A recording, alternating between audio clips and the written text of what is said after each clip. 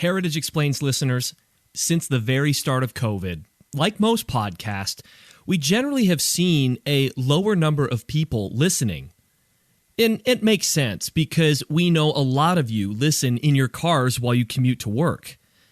But in the last month, we've seen a lot of people come back to the podcast and even an increase from where we were before COVID. So first of all, thank you. If you're new, haven't listened in a while, or have never done it, we'd love for you to leave us a 5-star rating or leave us a comment where you listen. When you do that, it really helps promote the podcast and helps us reach more people, which, of course, is the goal.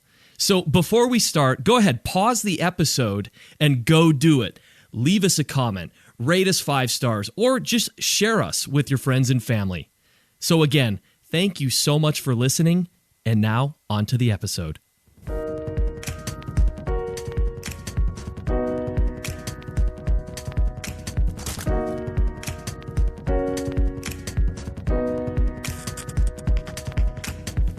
From the Heritage Foundation, I'm Tim Descher, and this is Heritage Explains.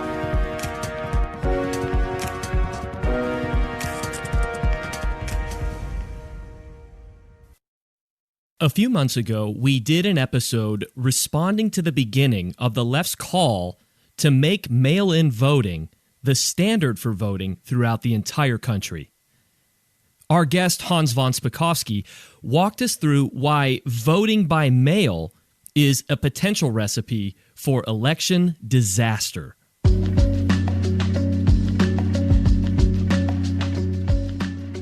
In every single state, you can vote by absentee ballot if you can't make it to the polls. But what's going on here is that the progressive left wants to get rid of all of the security measures that are in place to try to cut down on fraud. That's why, for example, Pelosi's bill would have said you have to allow vote harvesting in every state.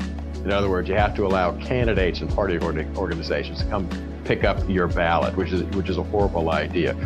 We should leave it up to local authorities to decide what is the safest thing to do. Can they open polling places? Should they not open polling places? Should they just have an absentee ballot election? What's the best way to handle it? It depends on local conditions, and we ought to leave it to local authorities to make that decision.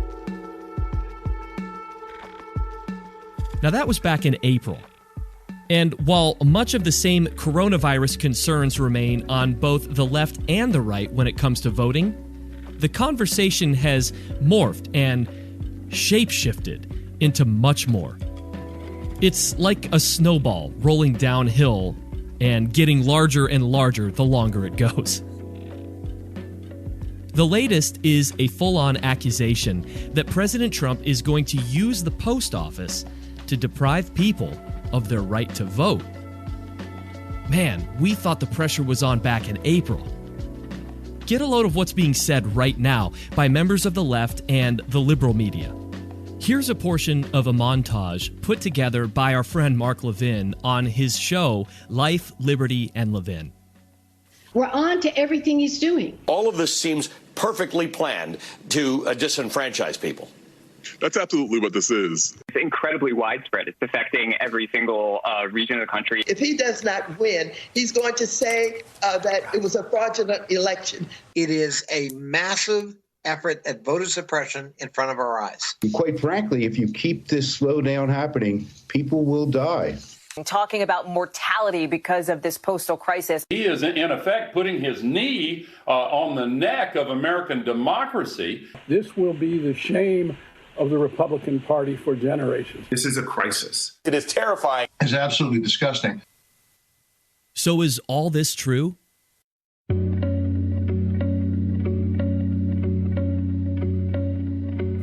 Is the president actively trying to disenfranchise voters? Is he trying to deliberately make sure the post office cannot process an all-mail election? Is the left correct when they say the Postal Service can handle mail-in voting? And how about this? Can the left and right at least agree that voter fraud is a serious issue? Well, this week, Hans von Spakovsky is back and joins us to discuss. He's a senior legal fellow and the manager of the Heritage Election Law Reform Initiative. This week, he brings us up to speed on where we are with election integrity throughout America. Hans, it is so good to have you back on Heritage Explains. Thanks for being here this week. Well, thanks for having me back. Okay, once and for all, put to bed the confusion about the difference between mail-in voting or all mail-in voting and absentee voting. Sure. In 45 states in the District of Columbia, you can vote by absentee ballot. That means the vast majority of people vote in person in their neighborhood polling places, but you can also vote by absentee ballot. And the way you do that, some states you don't need an excuse, others you need an excuse, like you're too sick or physically disabled to make it to the polls. And in those states, you fill out a one-page form. It's very easy to fill out. You sign it, you send it to election officials, and then they send you your absentee ballot. 5 states have switched to all mail ballots. In those states, there's no in-person voting. They simply mail a ballot to every single registered voter, and then you have to get it back to polling officials. And of course, that leads to a whole different thing of voter identification checking and fraud and all that stuff, which we covered in our last episode. And I'm going to link to that into the show notes. We can get into that. But right now, I want to dig a little bit deeper. And that goes to kind of what's being talked about right now with the United States Postal Service. In your recent piece in Fox News, again, I'm going to link to that in the show notes, everybody. A lot of information will be posted there, so please log on. You said in the 2016 election, almost 130 million Americans voted. Does anyone really think the Postal Service will be able to suddenly handle 260 million pieces of additional mail? That is, the ballots being mailed out by the election officials and then mailed back by voters.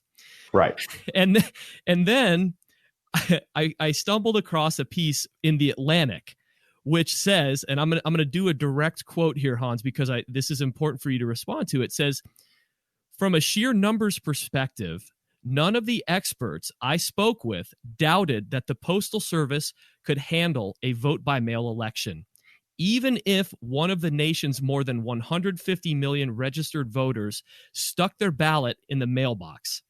As one noted to me, a presidential election might be a big deal, but in postal terms, it's no Christmas. What do you think about that?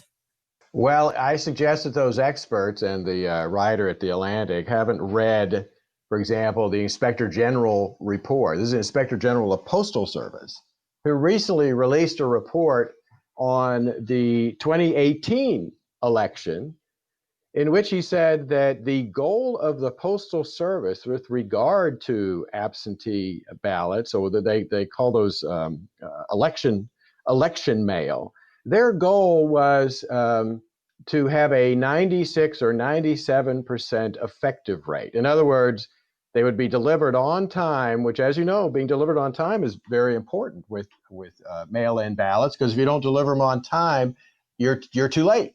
It's not going to get counted. Their goal was 96 or 97%, not 100%, and they achieved widely varying results depending on where you were in the country. But the goal that they received was a little over 95%. Now, that may sound pretty good, except when you think about it, that means that 5% of the mail-in ballots were not delivered on time. 5% of, let's say, 100 million ballots, that's a heck of a lot of ballots that may get rejected. That could swing and an not election. Counted. Yes, absolutely it could. And anybody who thinks this isn't a problem, just take a look at the recent New York primary, where there's now litigation and huge fights over the fact that election officials rejected 1 of every 5 absentee ballots returned to them. Here's my question as I was preparing for this interview that kept going across my mind, and I'm sure you've heard this from many people. You know, what if in this all-mail voting push that's being perpetuated by people on the left, what if someone has a question about their ballot? You know, like, do they have to log on to the internet? What if they don't have the internet? Do they have a 1-800 number they can call? When you vote in person and you have a question, which I actually have had questions to my ballot that I've been able to ask a polling worker, how do they propose that we deal with that? And then doesn't that propose additional issues? Oh, listen, you've put your finger exactly on the big problem with absentee or mail-in ballots. Look, the rejection rate of absentee ballots is much higher than the rejection rate of ballots cast in a polling place, but for that very reason. If you're in a polling place and you have a problem, everything from a problem with the registration list to a question about how to fill out and fill the ballot, et cetera, there's an election official there who can answer your questions and try to remedy the problem. There's no such election official in people's homes. And so many ballots get rejected because voters haven't, for example, properly filled out the information that's required with the absentee ballot when you send it back, or they have forgotten to sign the ballot, which unfortunately happens, or they have other problems because they're by themselves. There's no election official in the home to answer their questions. A Washington Post memo claims, and I'm going to repeat the word, they claim that recent changes have been made at the post office, including cutting back overtime, and also that postal workers have been instructed to leave mail behind at the post office rather than to make extra trips. They claim this is, causing delays and will cause further delays. And they're kind of getting at the point that this is an attempt by the Trump administration to, mess things up for a vote by mail election. What do you think about that? There's just no facts to support the claims they're making. Look, the whole problem with the Postal Service is that, it has been badly run, badly managed, badly organized for years. And anytime anyone has proposed any kind of a reform to try to make it a more efficient operation so that it can run effectively the way private companies are run effectively, like Federal Express, those have been opposed by the postal unions, a number of which represent postal employees. One of the claims that's been made is, all these postal boxes where people deposit mail are being taken away and eliminated. I saw a number that during the Obama administration, something like 14,000 mailboxes were eliminated. That has nothing to do with the election. It has to do with the fact that the volume handled by the Postal Service has been going down every year as people have switched to private services, again, like Federal Express, and using the internet. And when a particular post office box, when the number of envelopes deposited in it gets down below a certain minimum level, they eliminate the box. And that happens all the time. It has nothing to do with the election. One of the resources that you have spearheaded here at the Heritage Foundation is the election fraud database. And this is a website, folks, and we've mentioned it in the previous episode, and I'll link to it again now, that basically tabulates all of the cases of election fraud that have taken place, I believe, since the year 2000. And it's super useful, folks, if you want to share with your friends and just to educate. But some of my friends, and I read this in another article that's out there, Hans, it said that there's not enough evidence to deter vote by mail. They said, it's just doesn't have enough cases to make the case that we can't rely on an all voting system. Now, I'm curious to know what your response is to this, because we put a lot of weight in our voter fraud database. Well, first of all, people need to understand it's just a sampling of cases. Okay, it is not a comprehensive list. I don't have the staff and the resources, and there's no central database anywhere to find all of the cases. Second, these are only proven cases. These are cases where someone was actually convicted in a court of law or a court ordered a new election. I know of numerous other cases of potential fraud that prosecutors refused to do anything about. And when I say I know about other cases, I'm talking about thousands of other potential cases that prosecutors basically refuse to do. So people need to understand this database is just the tip of the iceberg. The largest number of cases of one type of fraud, unfortunately, involve absentee ballots. And it's for the simple reason that I think it's common sense to anybody, you don't have to be an expert on this, to understand that they're the only kind of ballots that are voted outside the supervision of election officials and outside the observation of poll watchers of either political party. This is not a partisan thing. So that makes them more vulnerable to being stolen out of mailboxes, to having signatures forged, to having folks go into people's homes, campaign staffers and others, to pressure voters to vote a particular way, to actually fill out their ballots for them, all of which has occurred. I could cite you case after case where that has happened. And it's like, why would you want to have everybody switch to a form of voting that makes fraud easier to commit and that has the problems of potentially your ballot not getting delivered or not being delivered in time by the U.S. Postal Service, as opposed to you being in a polling place where election officials can make sure you're not pressured, where they can answer your questions, and where you yourself are putting their ballot in the ballot box. You don't have to worry about whether the Postal Service may or may not deliver it.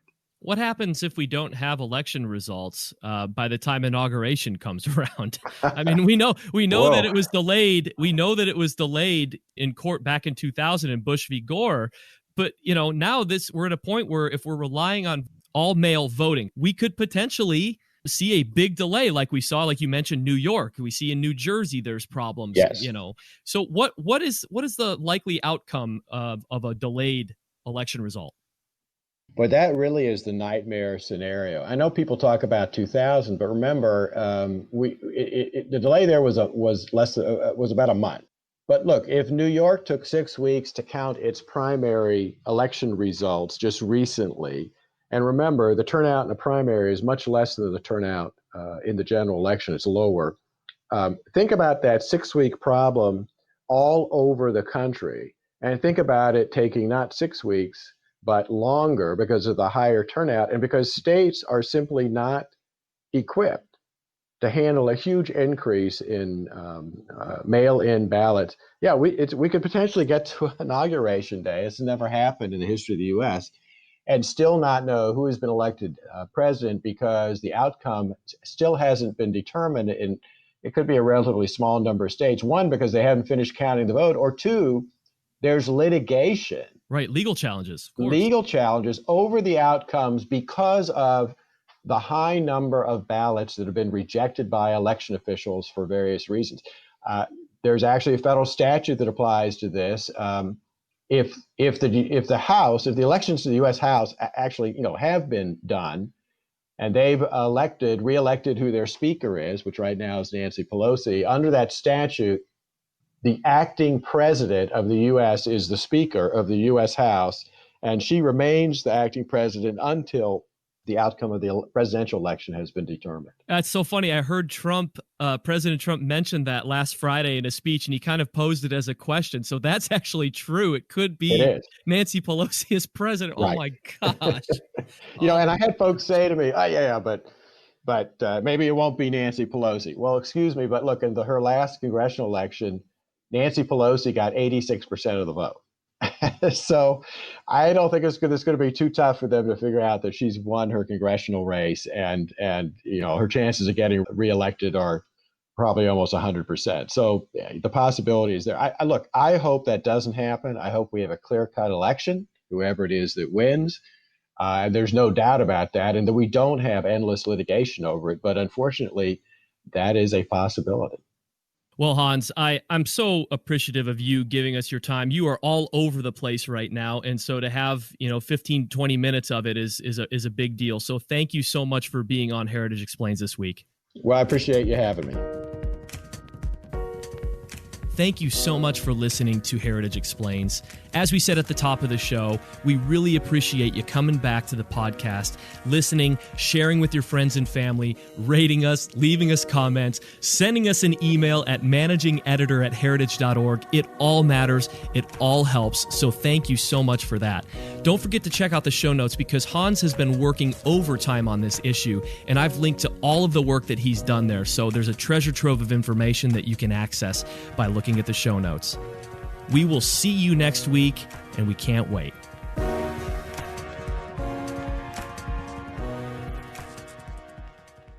Heritage Explains is brought to you by more than 500,000 members of the Heritage Foundation. It is produced by Michelle Cordero and Tim Desher, with editing by John Popp.